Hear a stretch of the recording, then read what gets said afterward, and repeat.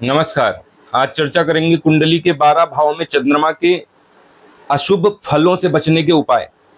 जब भी चंद्रमा आपका अशुभ होकर के लग्न में अथवा प्रथम भाव में विराजमान हो जाए तो आपको क्या करना चाहिए? चांदी के गिलास में पानी पिएं और लाल रंग के रुमाल का इस्तेमाल करके उसको अपने पास रखें। अशुभ होकर के चंद्रमा यह दूसरे भाव में विराजमान है तो 2 किलो साबुत चावल पीले कपड़े में एक सिक्के के साथ बांधकर पूजन स्थल में रखें। पूजन स्थल इट मीन्स जो नॉर्थ ईस्ट का जो सेंटर है ईशान कोण में, आप उस स्थान में रखें। यदि तीसरे भाव में चंद्रमा अशुभ होकर के विराजमान है तो किसी मंदिर में चावल सहित दूध का दान करें।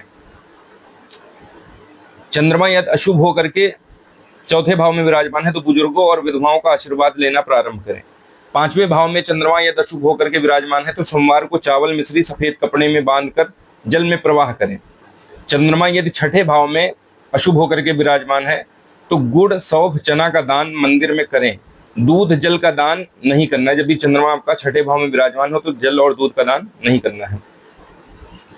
चंद्रमा यदि अशुभ होकर के सप्तम भाव में विराजमान है, माँ या पत्नी के वजन के बराबर चावल का दान करें। जो भी आपकी पत्नी हो, नहीं है तो माँ है तो माँ का जितना वजन है उस वजन के बराबर आप चावल का दान करें। आठवें भाव में चंद्रमा यदि अशुभ होकर के विराजमान है तो शमशान का पानी कांच की बोतल में करके कमरे में रखें। शमशान, जहां भी शमशान है, जहां भी क्रिमेशन होता है, वहां पे कोई हैंडपंप हो, नल हो या सरोवर हो, नदी हो, है ना, कोई भी ऐसा हो तो वहां का जल थोड़ा लाएं और उसको कांच की बोतल में रख करके अपने बेडरूम में रखें। चंद्रमा यदि अशुभ होकर के नवे भाव में विराजमान हो, नवम भाव में है तो बुजुर्गों का आशीर्वाद लेना प्रारंभ करें। चंद्रमा यदि अशुभ होकर के दसम भाव में है तो हर 3 महीने में गरीबों को खाना खिलाएं। 43 दिन तांबे का सिक्का जल में प्रवाह करें। लगातार 43 दिन एक सिक्का तांबे का लेकर के जल में प्रवाह करें। चंद्रमा यदि अशुभ होकर के एकादश भाव में विराजमान है तो 43 दिन आधा लीटर दूध शिवलिंग पर चढ़ाएं। लगातार 43 दिन आपको यह कार्य करना है, आधा लीटर दूध लेकर के शिवलिंग पे चढ़ाना है।